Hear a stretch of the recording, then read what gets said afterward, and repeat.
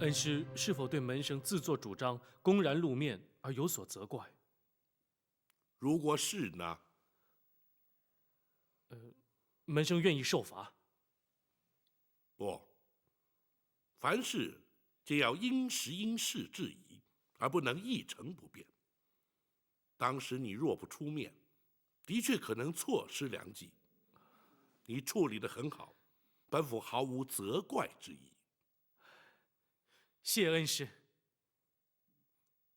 本府将你单独留下，是要你随时做好接管州衙的准备。此话怎讲？程元犯法已是事实，一旦将他查办，登州势必群龙无首。你身为登州通判，临时监管战代势所难免。在朝廷派下新任知州之前，你是责无旁贷了。门生阅历不足，恐怕难当大任。这就不对了。有谁在初当大任之时便是阅历丰富的？便是本府当初，莫不也是如此？只要一心为公，清廉自守，当可无碍。门生定当谨记恩师教诲。大人，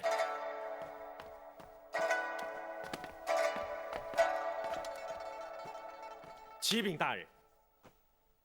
那程元见过尸首之后的情形如何？程元已将一干尸首验看处理，郑红的确是死者之一，是遭人利刃刺腹而亡。展护卫因何未返？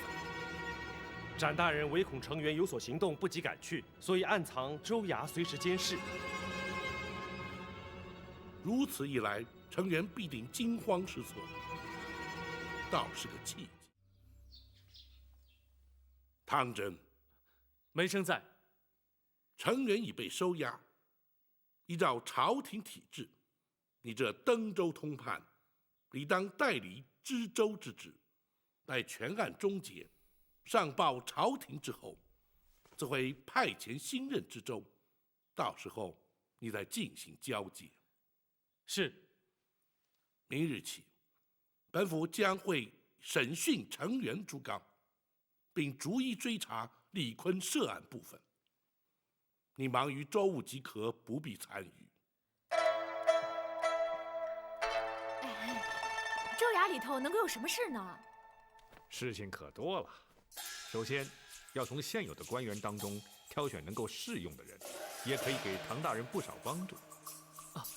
至于人选方面，可以询问杜委那些退休官员，甚至可以请他们来帮忙。哎，对，他们一定能够提供不少的经验。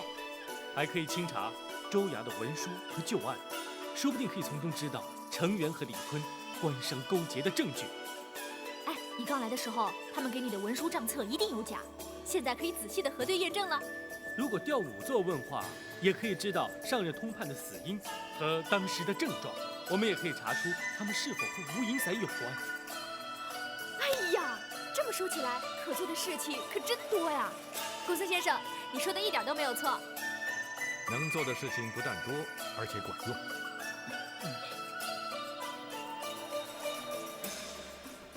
大人，看来唐真真的可以当一个不错的官。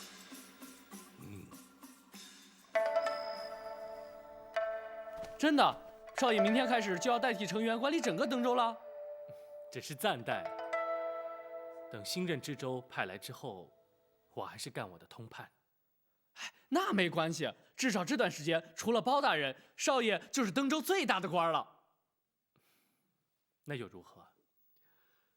只是责任变得更重罢了。少爷，这的确是好事啊。如果老爷在世的话，也一定会替少爷高兴的。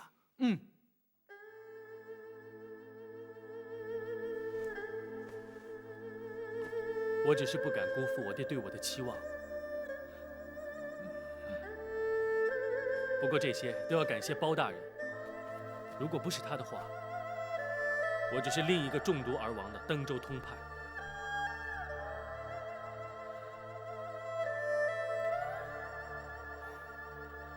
接下来呢，就要看我有多少能力。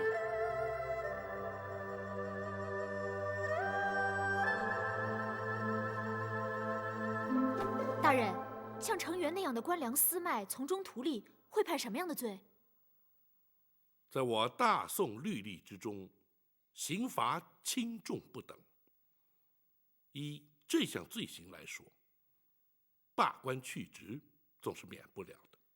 啊，就这么便宜了他？还要视情节轻重，判他个5年到10年的刑期。哦，可是他的罪行不仅如此，大人，难道你打算只办他这一项罪行吗？当然不会。若依那些退休官员所言的罪行，程元只怕是死罪难逃。这还差不多，要不然岂不是让人愤恨难消？詹姑娘，刑罚的主要目的在醒世警俗，而并非单纯的出气泄愤。若因为惩罚一个作奸犯科之人，能够让大多数的人引以为戒，那才是刑罚的真正目的，也就是所谓的刑期非刑的道理。可是除了粮食问题之外，我们还没有掌握程元其他的罪证。如果现在把他关起来，其他的罪行又怎么追查呢？提得好，这就是本府要唐真接手州衙的原因。他可以从州衙的文书案卷之中查出有用的资料，我们也可以利用审讯程元之时，挖取更多的罪行。大人，程元跟李坤既然相互勾结，如今程元已经押在大牢，那李坤应该有所举动才对。不错，胡方的兵马守住城门，防止李坤逃出城外。我们也必须密切地监视他们的行踪，甚至于前去试探于他，来确认他的动向。如果严冬保护他逃走，守城的士兵一定挡不住他。大人，还是我去盯着他吧，盯住严冬就没问题了。那就有劳展护卫。是。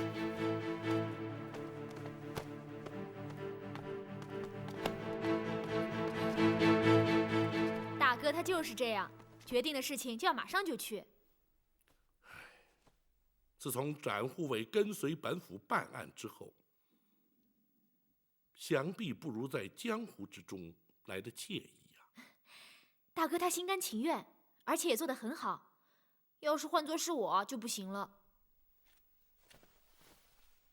哦，展姑娘虽然经验稍显不足，却已经难能可贵了。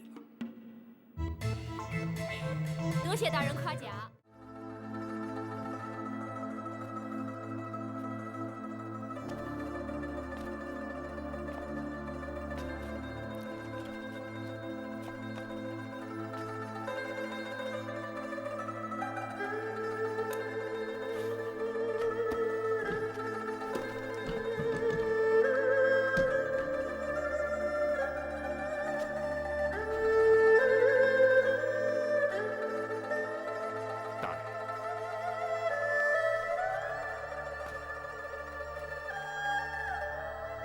明日要审讯程元，你可都准备好了？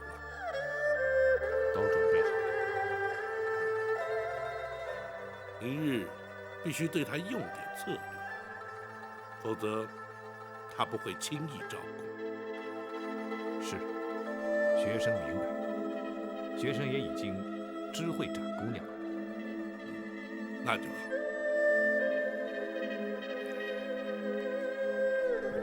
大人，可是为了如何抓到李坤的罪证而苦恼。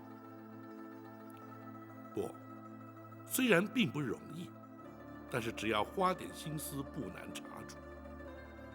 本府担心的是陈元。学生不明白，大人担心什么？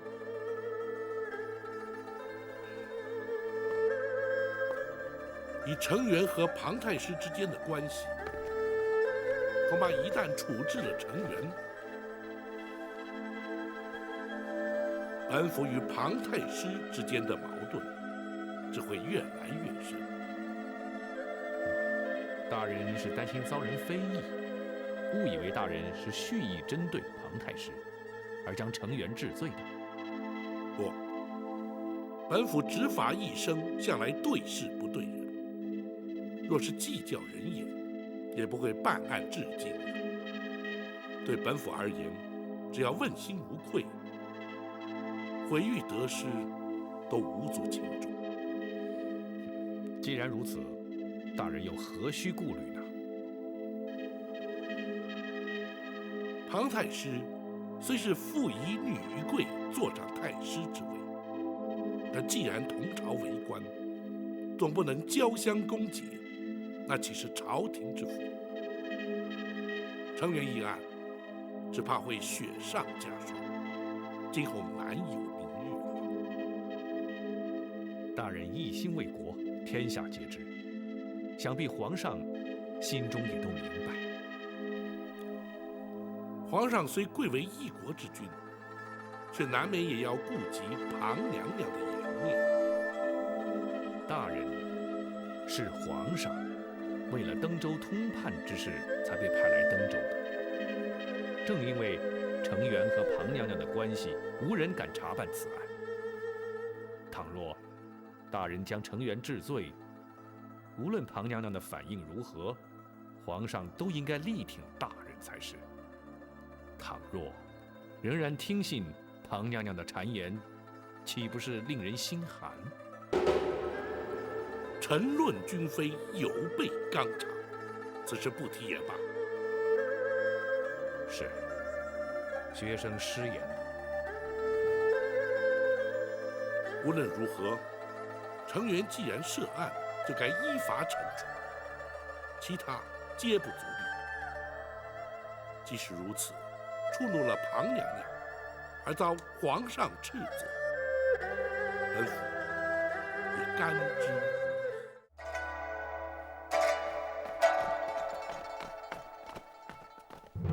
跪下！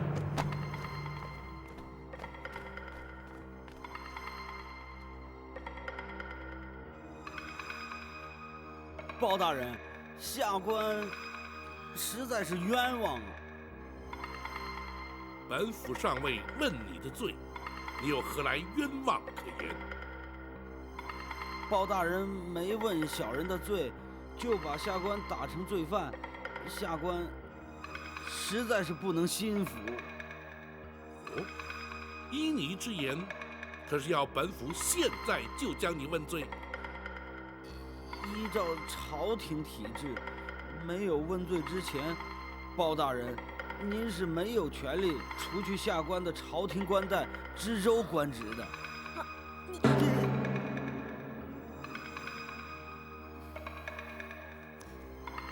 好，既然如此，本府就传令升堂审讯。大人，可否容学生跟陈大人说几句话？说吧。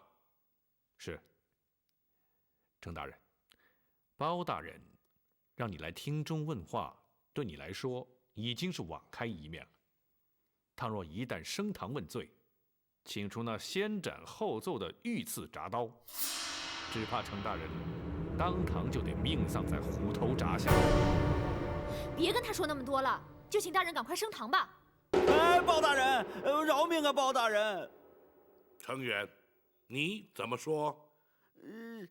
下官知错了，请大人就在厅中问话吧。下官有问必答，绝不敢隐瞒。好，本府问你，私藏官粮的究竟是你还是朱刚？是朱刚，下官并不知情啊。胡说！官府查封的民宅，分明贴着州衙加盖官房的封条，没有你的命令，谁敢用印？衙中的捕快衙役，虽说是朱刚下令搬运粮食，然而却有多人指认，见你前去查看，你又岂能推说不知？下官，朝廷规定，缴粮多少，你抄征又有多少，不难从州衙文书账册与农村农户缴粮记录比对查出。你又怎敢抵赖？包大人，下官知错了，下官是一时起了贪念，下官坦白认错，还请包大人从轻发落。从轻发落？哼！以本府之见，你是死罪难逃。包大人，下官纵使有罪，也罪不至死啊！超征粮食，贪赃图利，或许罪不至死，然而你却仍旧犯下必死之罪。大人，本府问你，唐真唐大人所中之毒是谁下的？这下官不知啊。徐谦徐大人又是如何死的？他是寿终正寝的，公孙先生验过尸的。当时我就已经知道，徐大人是死于无影散之毒，只是没有告诉程大人罢了。啊！还有，那前任通判陆星，以及好几位退休官员之死，恐怕你也难逃罪嫌。包大人，这个小人不知啊，这都是李坤派人干的。展姑娘，这李坤可是你曾向本府提及的钱庄庄主。是啊，这位四海钱庄的李庄主，好像和程元的关系非比寻常啊。不，小人一向是以官府身份同他往来的。不论你是以何种身份与他接触，你又怎会知晓是李坤派人下的毒？难道是你与他同谋，或者根本就是你支持下毒？不是，包大人，我实话实说，那都是因为他们妨碍了我跟李坤生意上的合作。我询问他该如何处置，是李坤自己说要毒死他们，小人实在不是主谋啊。那李坤又是派何人下毒？银沟毒坊的段武。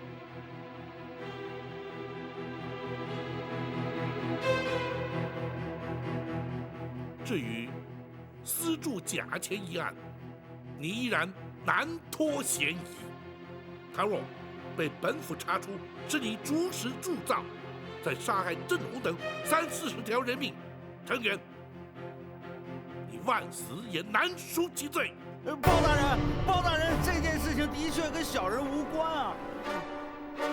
小人也怀疑是李坤他干的，所以也尝试着问过他。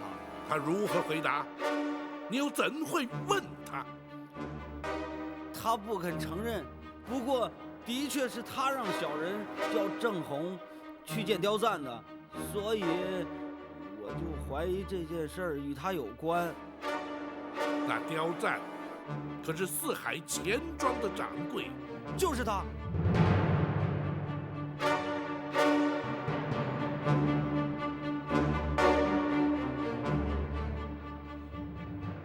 程远，你的证词，本府将会作为呈堂证供，你可明白？小人明白，还请包大人从轻发落。哼，公孙先生，学生在，让他画押。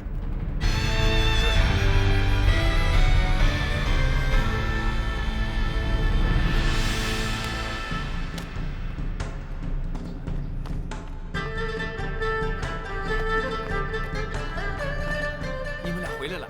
回来了。老管家，包大人是不是已经回府了？老管家找大人有事啊？是啊，他在。大人回房了。好，我去见包大人。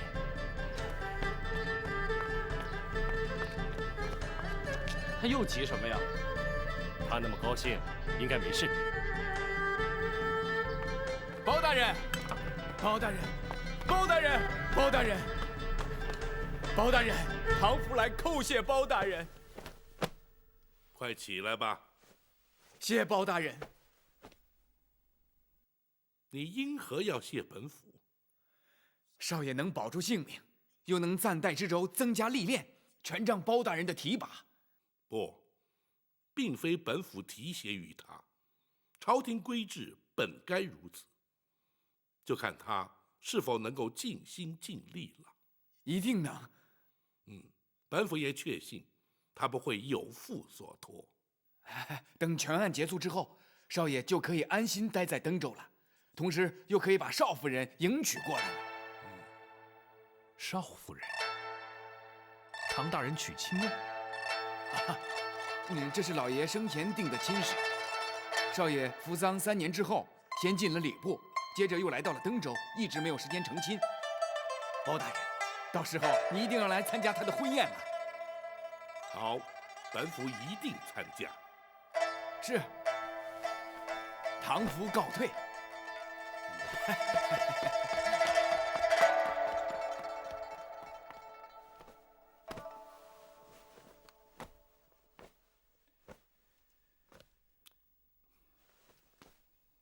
公孙先生，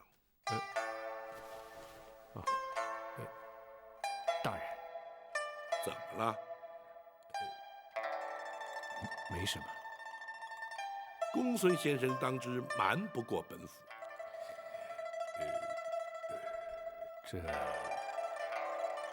唐真是否娶亲，又怎会让公孙先生如此震惊呢？大人，学生是担心展姑娘。这又与展云有何关联？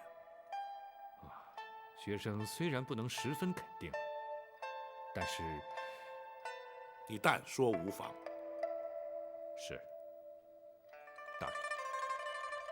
倘若学生判断的没错，那展姑娘应该对唐大人动了真情。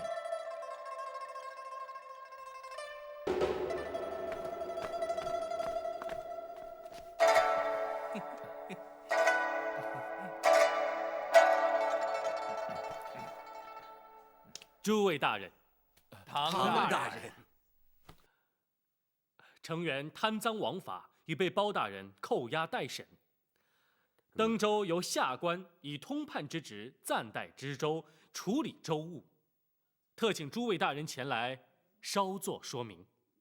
唐大人接掌登州，乃是国家之大幸，登州百姓之大福啊！是。下官年轻识浅，阅历不足，尤其对登州州务更加欠缺了解，希望诸位可以多多的帮忙。不敢。唐大人，那成员既已被收押，就该立即审讯，依法定罪才是啊。是，包大人已传他问过话，如今尚需搜集成员的罪证，方可定罪宣判。下官请诸位大人前来，就是希望能够多加协助，尽快取得他的罪证。是。唐大人，您放心，我等虽然年纪老迈，可是，一旦做起事来，绝不会输给年轻后生的。是啊，唐大人，唐大人请放心。好，那就有劳诸位了。不必客气。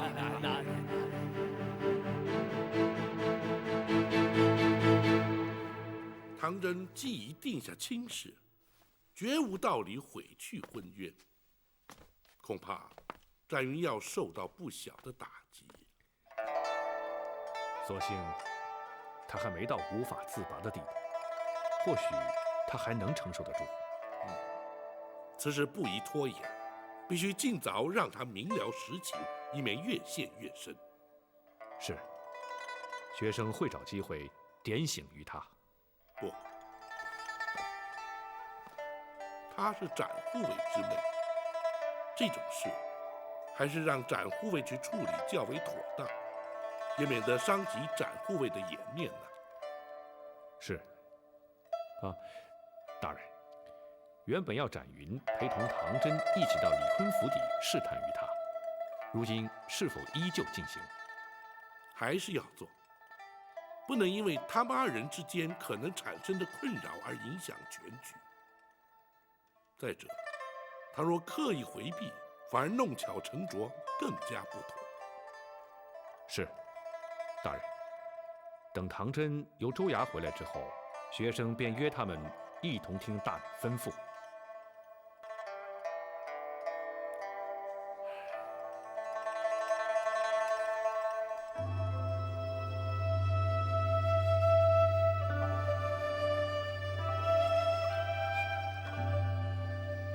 老管家，你没见到少爷在州衙里的神气的样子，简直让人佩服的没话说。那当然，站在少爷身边，我都觉得自己挺神气的，好像连我也是个官了。如果让你当了官，老百姓就倒霉了。哎，老管家，你就那么瞧不起我？不是我瞧不起你，当官没那么容易。像程元这样的官，不就是杀人的刀吗？唐福说的没错，官员掌管着朝廷赋予的权势，若是不能知所节制，并且常存为民谋福之心，稍有不慎，就会成为朝廷百姓的祸害。我知道少爷绝不会这样的。不但我要时时警惕，你们呀也要随时的督促我。当然，更加不许你们仗势欺人、胡作非为了。是。唐真。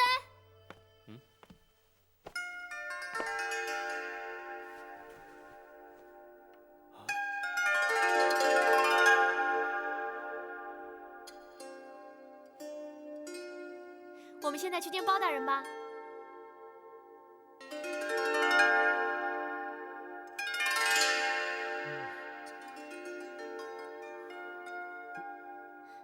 你们三个人干什么？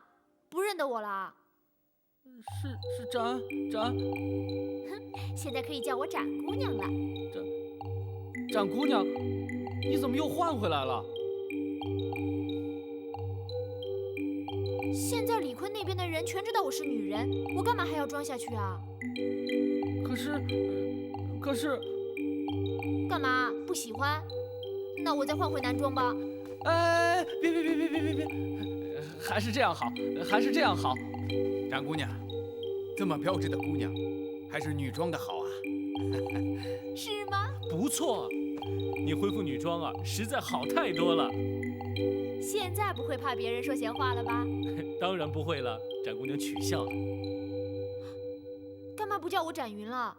展姑娘显得好陌生哦。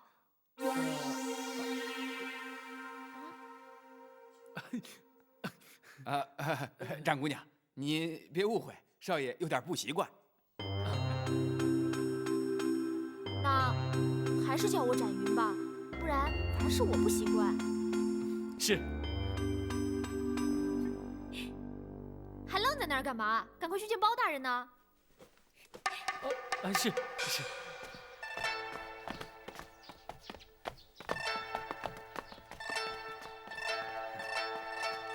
展姑娘的确是个开朗大方的姑娘。可是少爷怎么变得不大方了呢？去，别在这儿瞎说。程元被关押之后，李坤的反应如何颇为重要。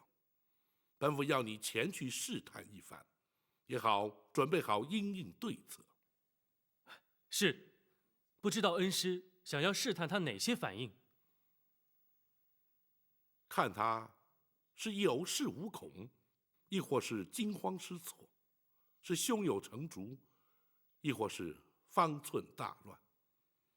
不妨以程元坦诚关张勾结之事作为试探，听听他的说辞。更重要的是，根据他的反应来推断他可能的动向。是，门生稍后就去。为防万一，本府会派张龙、赵虎陪你前去。大人，那我呢？少了我可不行啊！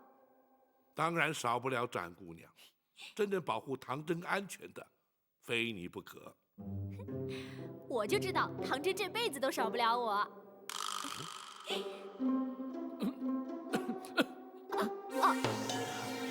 说，我啊，展姑娘，你只要特别留心严冬就行了。张龙赵虎可以对付其他的人，绰绰有余。我知道。展护卫一直在李坤府外守候，如有需要，可以请他接应。你们去吧。是。是。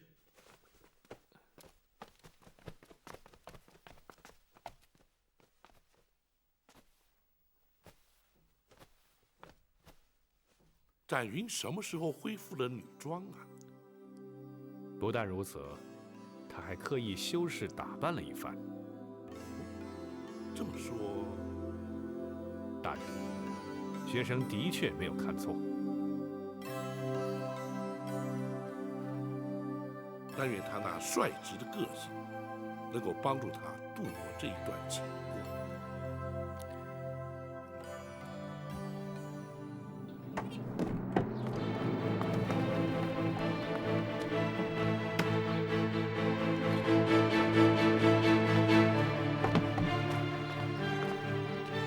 找你们李庄主。是。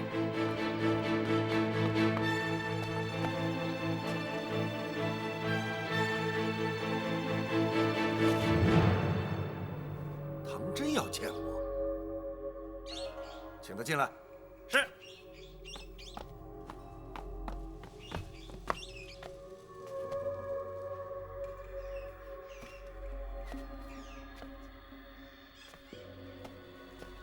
他来干什么？如果要抓你，来的必定是包大人。哼，他根本就没有证据抓我。哼，我倒要看看他打的是什么主意。几位里边请。请。哎呀，唐大人，哈哈，稀客稀客稀客呀！请请请，请坐请坐。哎呀，哈哈哈哈哈。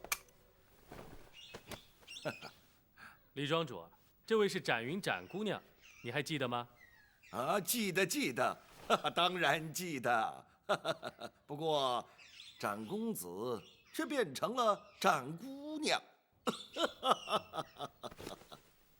不管是公子还是姑娘，我想李庄主都不太愿意见到我吧。哎呀，展姑娘的言辞还是那么的犀利无比呀。哦，那要看是对什么人了。哎，这说得好，说得好。不知唐大人过府有何指教啊？成员阴暗被压，想必李庄主必有所闻吧？哦，竟有此事，老夫还是真的不知道。不管你是不是知道，从今天开始，登州州衙已由本官暂代管辖。今天特来告诉李庄主，那要恭喜唐大人了。那李庄主是不是要像对程元一样，给唐大人也在钱庄里开个户头啊？展姑娘此话何解？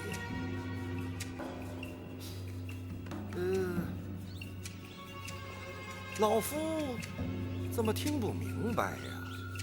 哎，你忘了上回我们在此地的对话了吗？啊？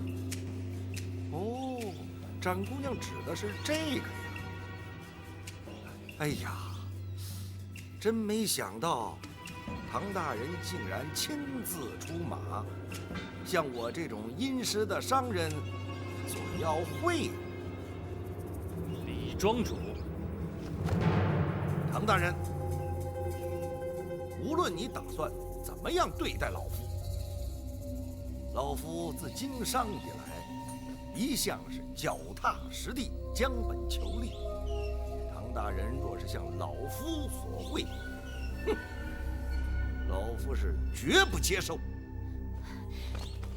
唐大人并没有向你索贿，而是你和程元之间，我从未给过程大人任何贿金。你钱庄里没有他的户头？当然没有。唐大人，若是不信，请立马到钱庄里去查。那倒不必，我相信查不出什么来。哎呀，多谢唐大人对老夫的信任。